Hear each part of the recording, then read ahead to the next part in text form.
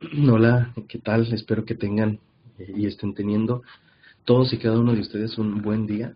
Mi nombre es Juan Manuel Mesa y es un gusto para mí estar aquí con ustedes en este momento compartiendo este curso aquí del Instituto Bíblico Internacional de Texas, en el que hemos de pasar un tiempo estudiando sobre los profetas menores. Quiero dar la bienvenida a todos y cada uno de ustedes a una vez más, a este curso, donde vamos a pasar nuestro tiempo hablando, reflexionando y sobre todo aprendiendo desde una perspectiva académica sobre los profetas menores. Una vez más, quiero presentarme. Mi nombre es Juan Manuel Mesa. Vivo en este momento en la ciudad de Memphis, en el estado de Tennessee, donde trabajo aquí con la obra hispana en este lugar. Y de verdad deseo que este curso sea de bastante ayuda para cada uno de nosotros, y que este viaje de aprender pues lo hagamos juntos y estemos comprometidos bueno, en la duración de este curso. Espero contar con su atención, con su participación, con su trabajo, su empeño también para poder llevar a cabo este curso sobre los profetas menores. Una vez más, bienvenidos todos y cada uno de ustedes. Sé que muchos de ustedes van a estar en diferentes partes del mundo, en diferentes países, en diferentes contextos, con diferentes ministerios, pero el objetivo es que este curso nos pueda servir a todos y cada uno de ustedes para edificación suya, personal como cristianos, y también que les sirva en gran manera en sus ministerios. Ese es mi deseo. Primero que nada, quisiera, ya que les he dado la bienvenida a todos y cada uno de ustedes, quiero que vayamos a ver nuestro programa. Sí, hay un programa, un extracto, un sílabo, como ustedes quieran llamarle, pero el programa es muy importante ya que nos va a marcar las pautas que hay que seguir en este curso. Estoy seguro que todos y cada uno de ustedes tienen ya en sus manos en este momento el curso, el programa del curso en el cual nos estaremos nosotros basando. Vamos primero que nada a leer la descripción del curso. ¿Qué les parece? La descripción del curso dice: una introducción. Este curso es una introducción al mensaje teológico, trasfondo histórico y a los métodos retóricos de cada uno de los 12 profetas menores.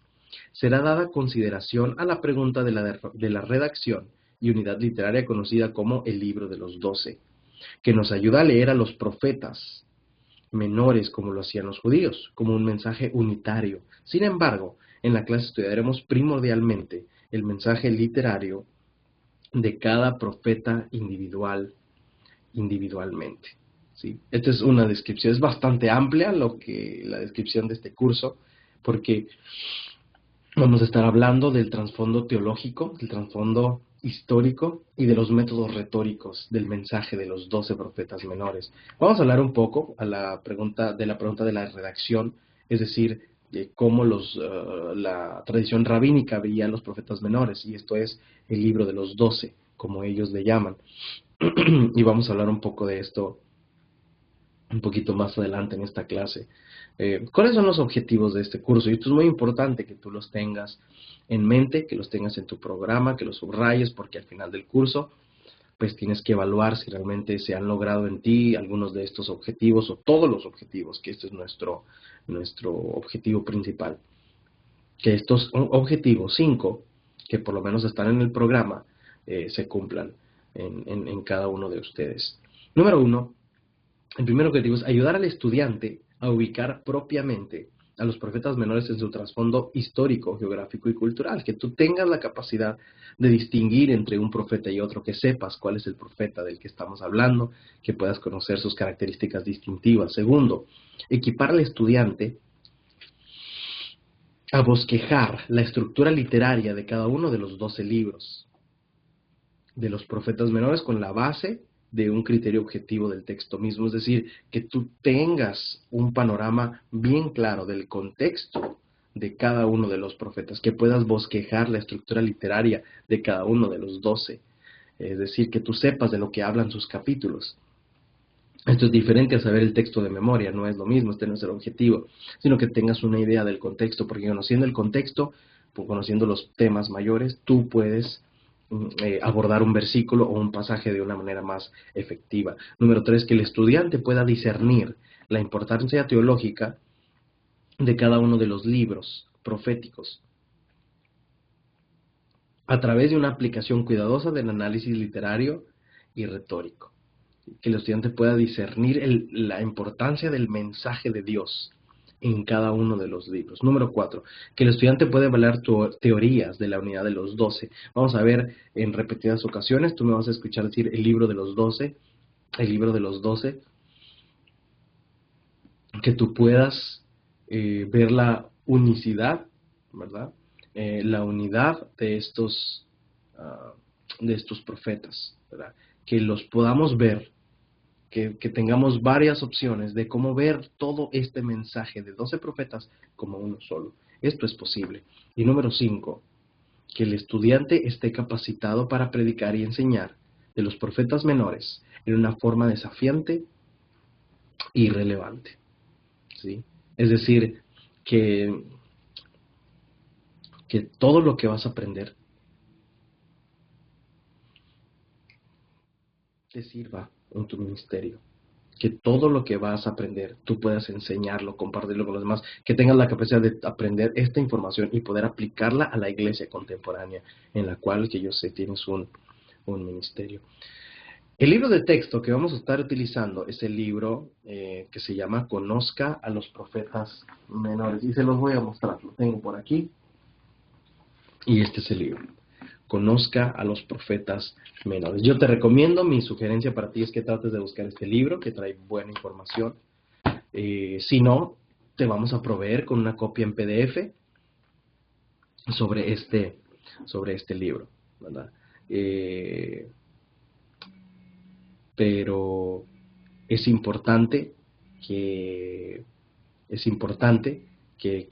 pues, tomes en cuenta este libro, ¿verdad?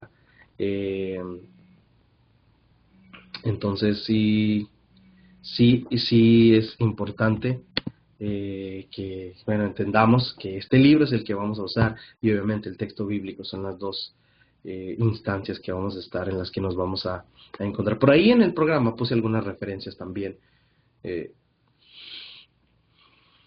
algunos libros, y después vienen las asignaturas. Esto lo vas a discutir un poco más con el administrador, cómo vamos a calificar este curso. Y por ahí hay algunas lecturas, hay algunas pruebas cortas, hay algunos exámenes, hay algunas tareas que te vamos a encargar. Y es importante que tengas todo esto listo y preparado, ¿sí? Que estés bien preparado para la clase, especialmente con las lecturas de este libro y del texto bíblico, ¿verdad? Es decir, que si para un día, para el día que vamos a empezar a ver Oseas del 1 al 3, para ese día tú ya tienes que venir preparado a clase con la porción de Oseas del 1 al 3 y con la porción de Oseas del 1 al 3 del texto bíblico también. Cuando tú llegues a clase, en clase no vamos a leer esto.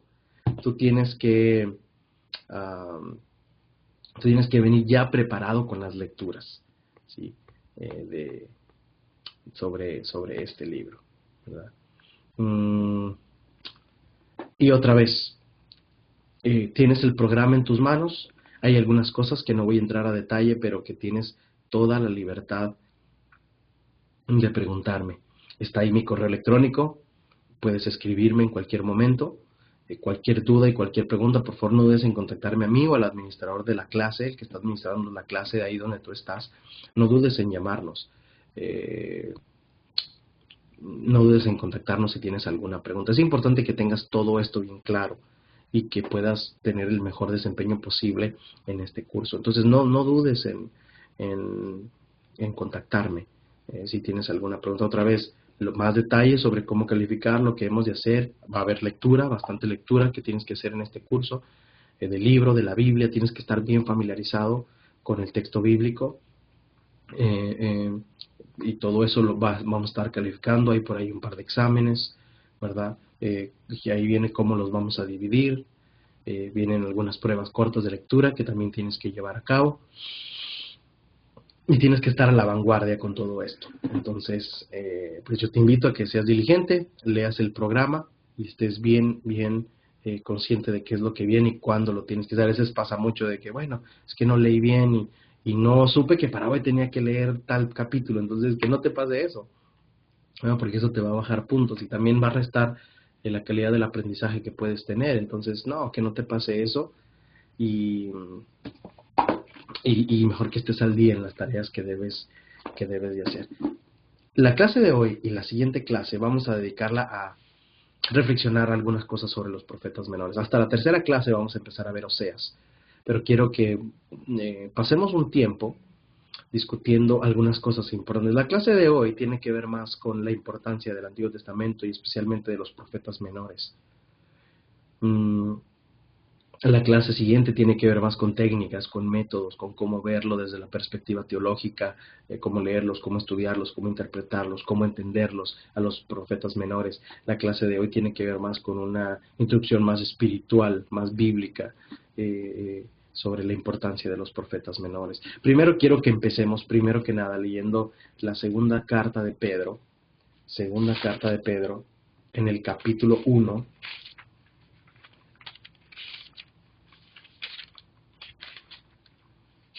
Segunda de Pedro, capítulo 1,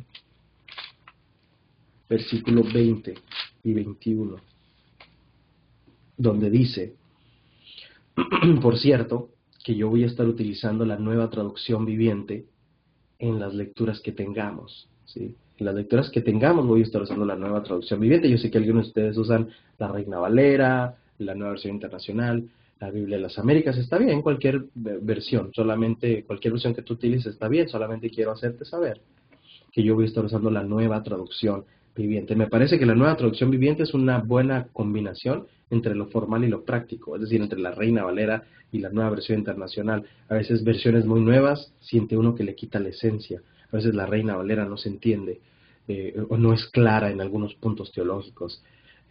La nueva traducción viviente, en mi opinión, es un buen balance. Yo te la recomiendo, pero otra vez tú puedes usar cualquier versión que tú quieras. Segunda de Pedro 1:20 dice, sobre todo tienen que entender que ninguna profecía de la Escritura jamás surgió de la comprensión personal de los profetas, ni por iniciativa humana. Al contrario, fue el Espíritu Santo quien impulsó a los profetas y ellos hablaron de parte de Dios. Lo primero que tenemos que entender aquí como clase es que lo que vamos a leer es un mensaje de Dios. ¿Por qué tenemos que leer a los profetas? ¿Sí? Y ciertamente es que existe la pregunta desde la perspectiva académica, ¿cómo es la inspiración de Dios para el hombre? ¿Cómo Dios inspiró a los autores? Y muchos por mucho tiempo han pensado como una posesión donde el Espíritu viene, un viento se apoderó de la gente y la gente puso los ojos en blanco y la gente empezó a escribir todas las palabras que Dios le dictaba. Y no es así la inspiración. ¿Por qué no? Porque existen en la Biblia lo que se llaman tendencias, estilos. Sabemos cuando Pablo escribió, sabemos, decimos, este es Pablo, sabemos quién usa la palabra hijitos, sabemos quién usa la frase gracia y paz a vosotros, porque es el estilo. Es decir, está impregnado el estilo, a pesar de que es Dios el que está hablando, está impregnado el estilo del autor, ¿verdad? Entonces, muchas veces estamos equivocados en nuestro concepto de inspirar, ¿sí? Entonces, tenemos que entender primero que este mensaje es importante y que este mensaje es un mensaje de Dios. Que hay tendencias, está el estilo de Jonás, etcétera, de Habacuc, de Oseas, pero que es Dios el que nos está dando a través de ellos. Dios adoptó la palabra de ellos para darnos un mensaje a nosotros. Es algo muy, muy importante esto. ¿Por qué es importante estudiar el Antiguo Testamento? ¿Por qué estamos pasando tiempo aquí estudiando estas cosas y estudiando el Antiguo Testamento? ¿Por qué no estudiamos de Mateo hasta Apocalipsis, verdad? A veces en la iglesia pensamos, no debemos estudiar el Antiguo Testamento, eso está para nuestro ejemplo.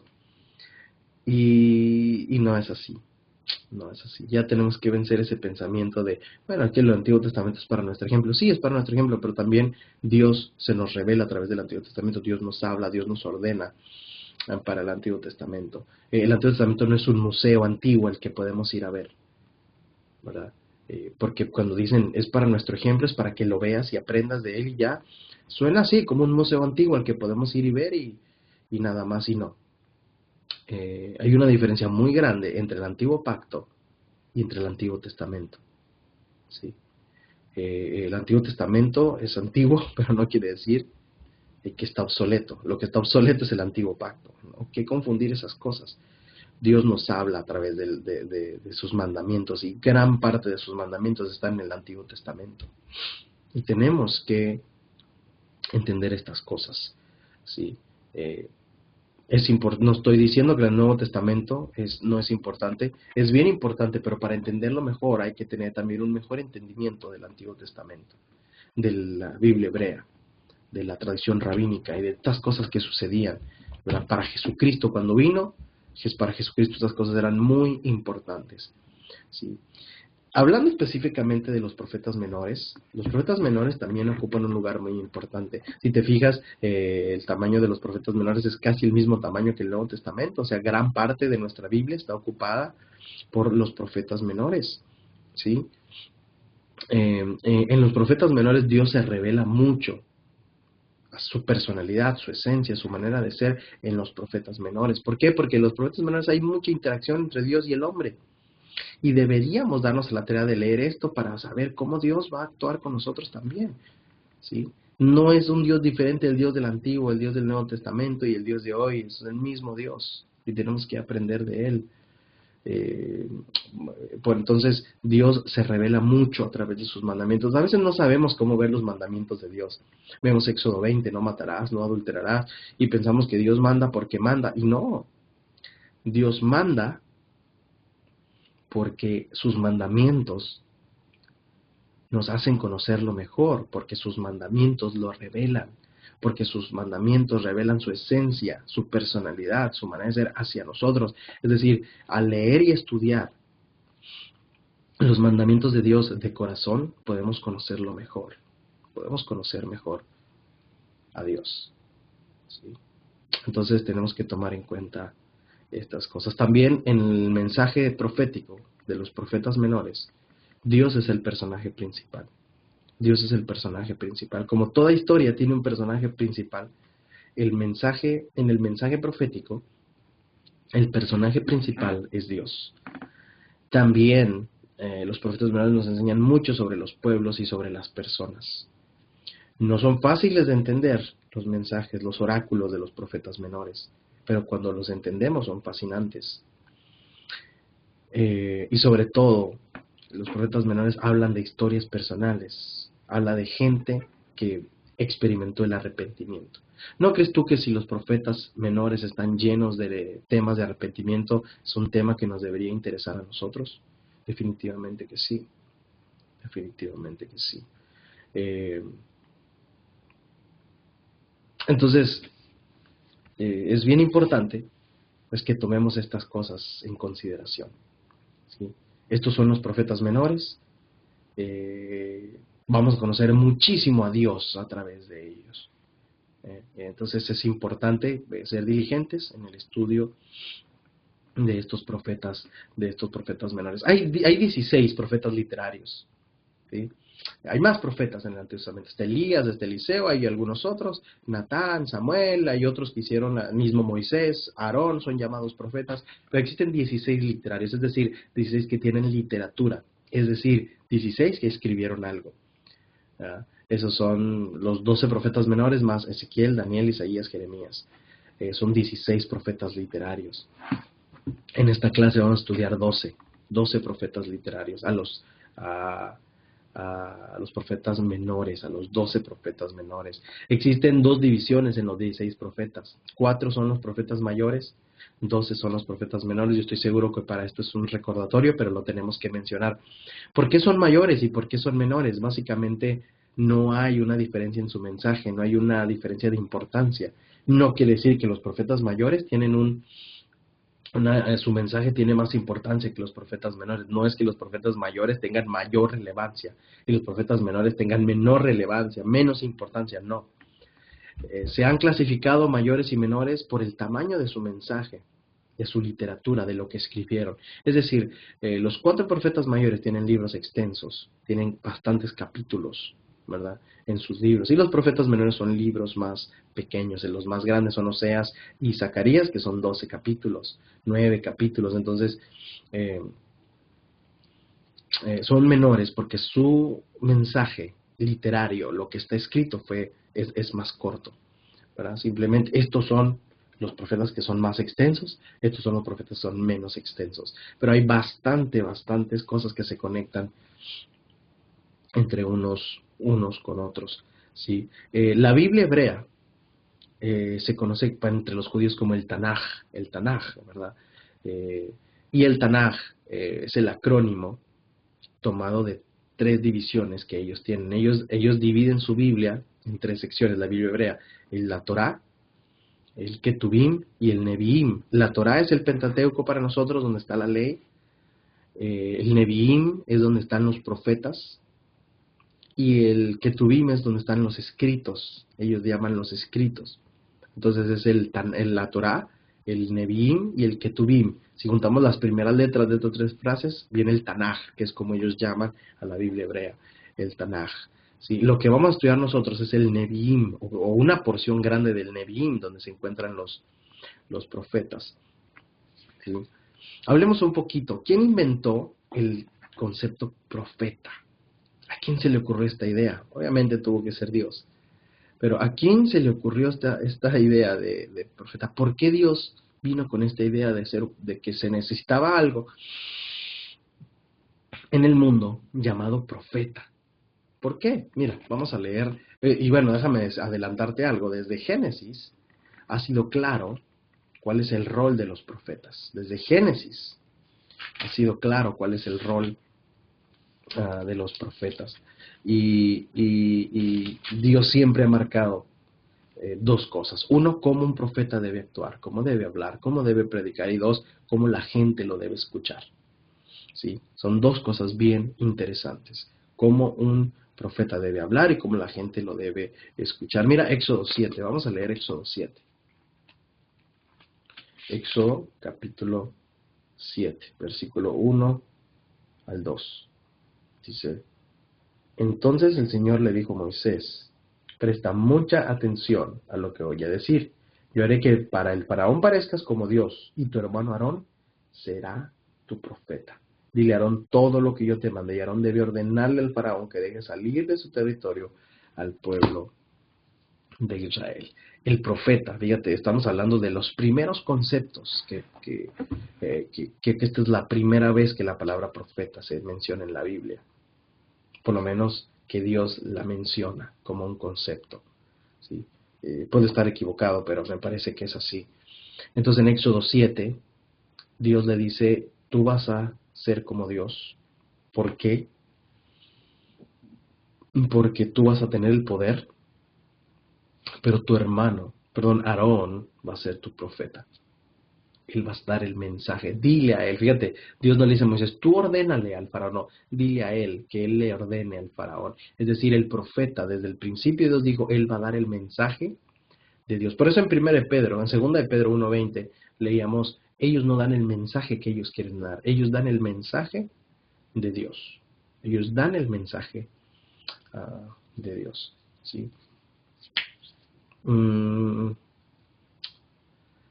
¿Cómo debe escucharlos la gente? Deuteronomio 18, mira, vamos a ver aquí un poco.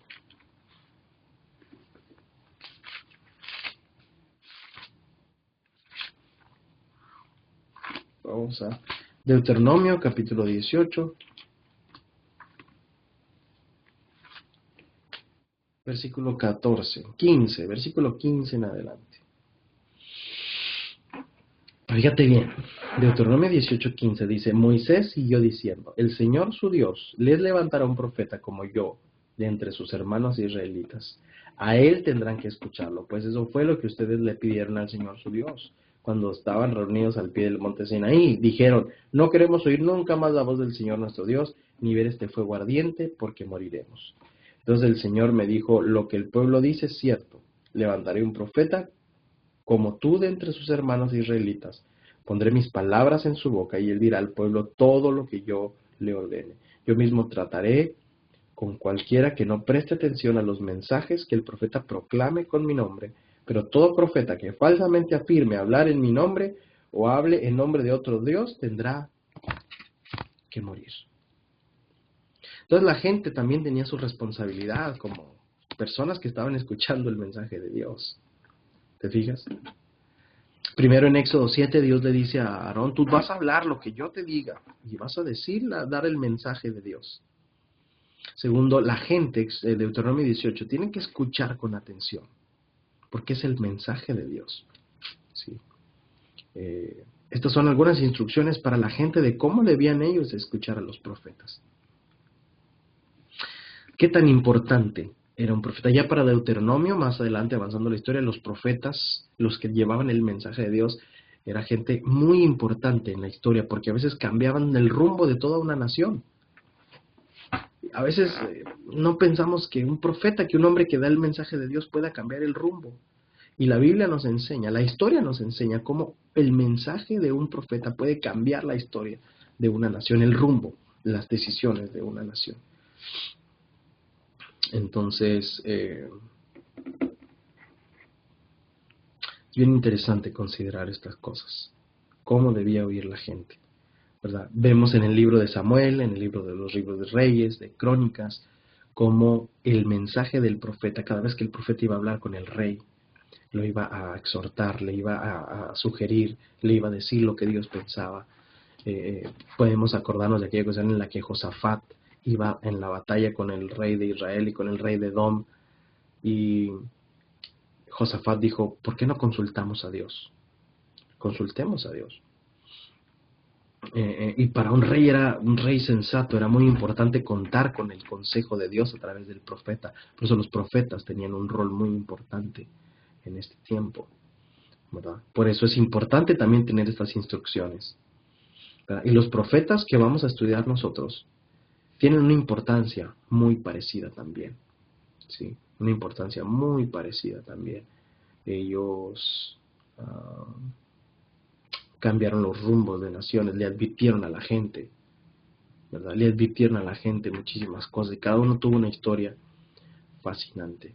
Pero a pesar de que Isaías y estos de los primeros profetas literarios vivieron 100 años después de Elías y Eliseo, parece que Elías y Eliseo marcaron la pauta, digamos, la moda de cómo es un profeta, de cómo debe predicar, de cómo debe vestir, cómo debe comportarse. Incluso el manto velloso de Elías vino a ser años después como una moda es más, los falsos profetas se ponían el manto velloso para que la gente pensara y los relacionara con Elías y pensaban que a través de eso la gente los iba a escuchar. Y sí, mucha gente los veía vestidos de profetas y a pesar de eso ellos eran falsos profetas. La palabra Naví, como Naviim, que es la segunda sección del Tanaj. Naví significa profeta, por eso significa Naviim, las profecías. Era el término hebreo más común, Naví, para referirse a los profetas. Encontramos también la palabra Elohim, Elohim, que sabemos es una palabra genérica y plural para referirse a Dios. Pero es más común encontrar Yahvé en el Antiguo Testamento, que es el nombre más usado en los profetas. Y en el Antiguo Testamento en general, la Biblia traduce a veces Yahvé, especialmente las versiones más nuevas, como Señor. El Señor es mi pastor. Pero la palabra Señor es Adonai, ¿no? Yahvé es Jehová, es Dios, ¿verdad? Pero bueno, son traducciones. ¿Qué pasa con la falsa profecía? Consideremos este tema por un momento. ¿Qué pasa con la falsa profecía? ¿Qué hay de los falsos profetas? Porque en cuanto se inventó el concepto de profeta y empezaron algunos profetas a hablar, empezaron también los falsos profetas. Mira lo que dice aquí en Deuteronomio 18, donde estábamos. Versículo 21. Tal vez se pregunten, 18:21 de Deuteronomio 18:21. Tal vez se pregunten, ¿cómo sabremos si una profecía viene o no del Señor? Si el profeta habla en el nombre del Señor, pero su profecía no se cumple ni ocurre lo que predice, ustedes sabrán que ese mensaje no proviene del Señor. Ese profeta habló sin el respaldo de mi autoridad y no tienen que temerle. ¿Cómo reconocer cuando un profeta no viene de parte del Señor? ¿Cómo reconocer cuando un profeta no viene de parte del Señor? Interesante.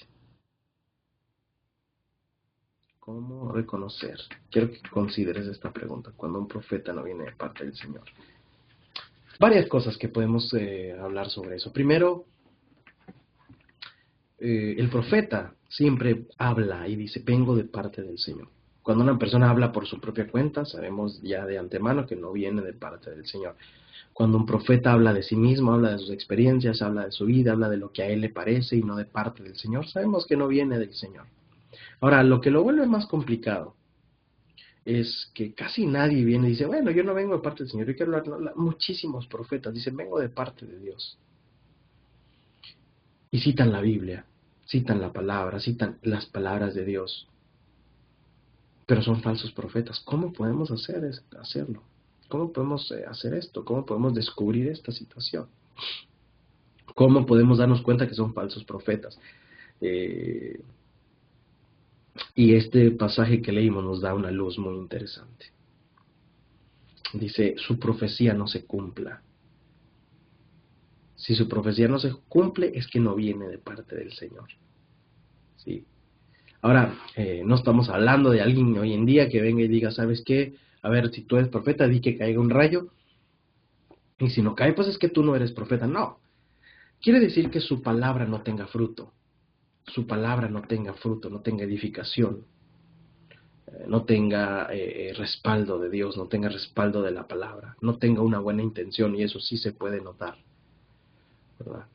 Hay gente, otra vez, que puede venir citando las palabras de Dios, diciendo que vienen de parte de Jehová, pero si no tiene fruto su palabra, es un falso profeta. Vamos a ver más adelante, cómo Amós se enfrentó con algún falso profeta. Jeremías, hay algunos otros, ¿verdad? Se enfrentaron con falsos profetas de Ezequiel. Y gente que es difícil porque hay gente que se identifica con el nombre de Jehová, pero que no vienen de parte de Jehová. ¿Quién compuso los libros de los profetas menores? ¿Quién compuso estas profecías? Es un problema porque los libros proféticos no dicen explícitamente, como las cartas de Pablo, apóstol de Jesucristo, a la iglesia en Corinto, Pablo, apóstol de Jesucristo, a la iglesia en Tesalónica. Eso es difícil saber quién los escribió. La mayoría piensa en el cristianismo, en la tradición, dice, bueno, pues Jonás lo escribió Jonás y Habacuc lo escribió Habacuc. Y bueno, no siempre esa aseveración es verdadera, no siempre asumir eso es cierto, ¿verdad? Porque en la antigüedad, si yo era una persona que daba muchos dichos, que enseñaba mucho oralmente, por ahí alguien lo escribía y le ponía el nombre mío, porque yo fui el autor de las enseñanzas, no él. Hoy en día no, hoy en día el autor es el que lo escribe. En la antigüedad no, la literatura funcionaba un poco diferente, ¿sí? Yo lo podía enseñar, pero si alguien más lo escribió, igual lo ponía en mi nombre. Entonces, sabemos que los autores intelectuales de los mensajes son estos profetas a través de Dios. O al revés, Dios a través de los profetas, ¿verdad? Según la orden que Dios les dio, pero no estamos seguros quién escribió esto. Si fue Jonás mismo, si fue Habacuc mismo, si fue Amós mismo, Oseas mismo, o alguien que los escuchó, ¿verdad? También existen los géneros literarios, de esto vamos a ver en la próxima clase. Hay oráculos, hay historia, hay narrativa, y si tú no sabes bien lo que es un género literario y dices, ¿qué es eso? No te preocupes, es algo muy sencillo que en la próxima clase vamos a ver. Géneros literarios, pero es muy importante tomarlos en cuenta, especialmente en los profetas menores, porque hay varios géneros literarios. En cuanto a la autoría, la mayoría piensa que fueron composiciones tardías o más tiempo después a cuando fueron ejercidos estos ministerios, los ministerios de los profetas. Y algunos piensan, entre más pasa el tiempo y más se estudia desde la perspectiva académica, que estos libros pues también cayeron en manos de editores que acomodaron, reorganizaron. A veces no encontramos, es probable que algunos no estén en el orden en el que estaban antiguamente escritos, ¿verdad? Este es el caso, por ejemplo, de Deuteronomio 32, la famosa canción de Moisés, ¿verdad? Que la mayoría piensa que Deuteronomio 32 no pertenece a Deuteronomio, sino que fue una adición tardía del tiempo de Josías, cuando encontró la ley, y que era una canción pues más como para animar al pueblo, ¿verdad? Animar al pueblo a seguir peleando, ¿verdad? Por su independencia y por su nación. Editores, no estamos seguros de esto, hay varias teorías de esto, pero es probable, por lo menos en mi opinión, que se haya escrito el libro de alguno de los libros proféticos y que más adelante, 100 o 200 años, como ha pasado, como se ha sabido, algún editor vino, agregó un capítulo, reacomodó. Esto no quiere decir que el mensaje de Dios está violado, no pensemos negativamente, son factores, son hechos históricos, ¿verdad? Son hechos históricos que tienen que ver con la literatura antigua, ¿verdad? Eh, eh, Conclusión. Los profetas ocupan gran parte de nuestra Biblia, por lo tanto debemos ser diligentes en su estudio. Entender el mensaje de los profetas menores coopera en gran manera al entendimiento de la teología del Nuevo Testamento. Muchas de las figuras. ¿Por qué digo esto? Que a veces decimos, como decía al principio, queremos estudiar el Nuevo Testamento y nos olvidamos un poco del Antiguo Testamento, pensamos que no es importante. Por ejemplo, muchas figuras usadas por Jesús vienen del Antiguo Testamento, los ríos de agua viva, pescadores de hombres, el novio y la novia, la siembra, etcétera, ¿verdad? Pensamos que Jesús, a veces por falta de estudio, pensamos que Jesús vino e inventó todo esto, se lo sacó de la manga y lo empezó a enseñar. Jesús es un hombre estudioso de la ley. Y más allá de decir, bueno, Él es Dios y Él es yo no creo esto. Sí creo que es Dios, no estoy diciendo eso. Estoy diciendo que Él no traía el conocimiento ya implícito porque era Dios. No, Él, como todo judío, tuvo que darse a la tarea de estudiar. Era un hombre estudioso, era un joven estudioso de la ley. Y conocía la ley, conocía la tradición, conocía la Torá, conocía el Tanaj, ¿verdad? Y por eso él usó estas figuras que la gente estaba muy familiarizados con ellos, el novio y la novia, la siembra, la semilla de mostaza, la cizaña y el trigo, los pescadores de hombres, etcétera, los ríos de agua viva, etcétera. ¿Sí? Por eso es importante esto. Dios es el personaje principal de la historia de los profetas menores y nos enseña mucho de su carácter, de su esencia, de su amor, de su ira, del castigo, de la redención. En otras palabras, en los profetas menores encontramos teología pura.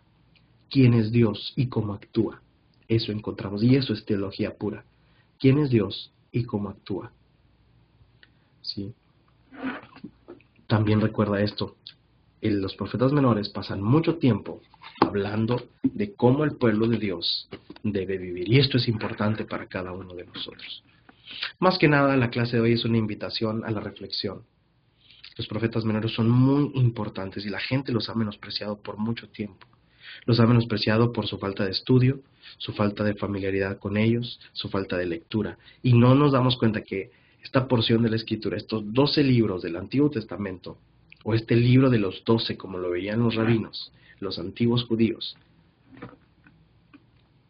es un gran mensaje de Dios, es teología pura, nos enseña quién es Dios y cómo actúa con nosotros. Y esto nos debe importar. Yo sé que esto nos importa, pero a veces ignoramos esto. Y también nos ayuda a entender mejor el Nuevo Testamento, ¿verdad? Entonces, no tomes este curso como, bueno, es un curso que tengo que tomar porque necesito mi diploma. No. Es un curso que cambia tu vida y tu corazón. ¿Sí? Como te digo, la próxima clase vamos a hablar de cosas más concretas, más organizadas, más específicas, más aterrizadas en cuanto al estudio y la interpretación de los profetas menores. Pero no pierdas de vista que es bien importante el mensaje teológico de los profetas menores para nuestra vida, perdón. Si tienes alguna pregunta, está el programa ahí está mi correo, no dudes en contactarme, por favor. Cualquier duda de la tarea, de las asignaturas, puedes hacérsela a tu administrador o a mí, sin ningún problema, estoy para servirte. Y espero que estas clases juntos sean de gran bendición para cada uno de nosotros. Una vez más te doy la bienvenida a este curso. Sácale mucho provecho, aprende mucho, comparte con los demás, que bendiga tu ministerio este curso de los profetas menores. Nos vemos la próxima clase, estemos listos con las lecturas y una vez más, cualquier duda, estoy a sus órdenes. Que Dios les bendiga, nos vemos a la próxima. Bendiciones, hermanos.